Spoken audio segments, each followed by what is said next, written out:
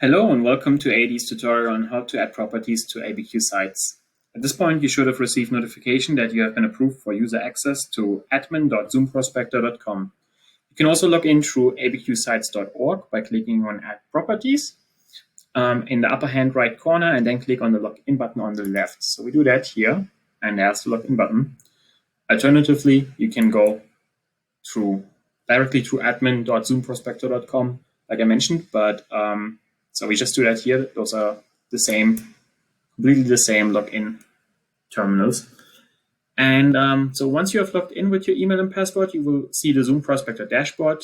Here you can see certain statistics for the sites you have entered into the system. You see when you have last modified the properties, if you have more vacant land plots or more buildings over here. You can see inactive properties, active properties, and just the total number of properties you have in there.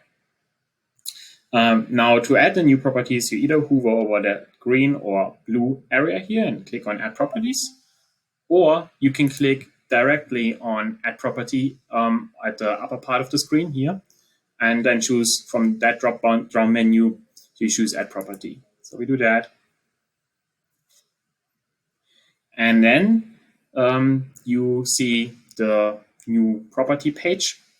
And we require you to add a minimum amount of data for each site. So please type in the property name and the property address. The property name doesn't have to be the street address, but it could be just the name of the building. But in this case, I'm just gonna use the street address.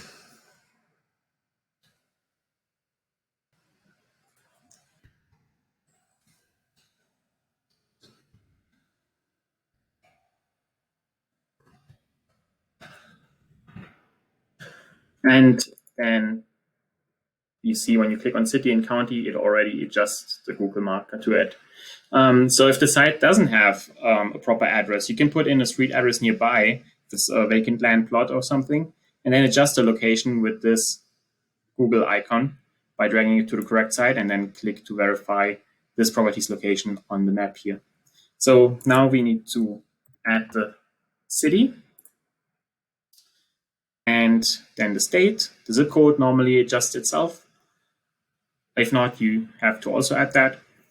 Then you have to choose if it's a building or a land site.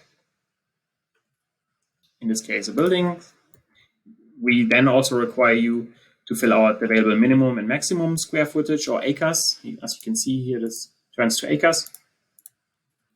So just for the sake of this example, type in some numbers. Then you can also choose if it's active or not active. By default, it's active. If it's not active, then it's not publicly listed on abqsites.org, just in your own dashboard. So you can uncheck that. And the next step is to provide a site description. It doesn't have to be long, but it should include things like the main access roads, major site descriptors if available, and any other notable site features such as parking ratios, rail access, if furniture is included, dock doors, etc. The more info, the better. And so then please also select one of those appropriate property subtypes. You can choose more than one, as you can see here. You just choose office in this case. And then next, select either for sale or for lease, or both. And then include the square footage price if available, or type in the contact broker contact broker if no price is available. So just like that, or alternatively here. And then we will go to save and go to next tab. And there's a bunch more of information you can add there, but I'm going to cover that in the next video. Thank you.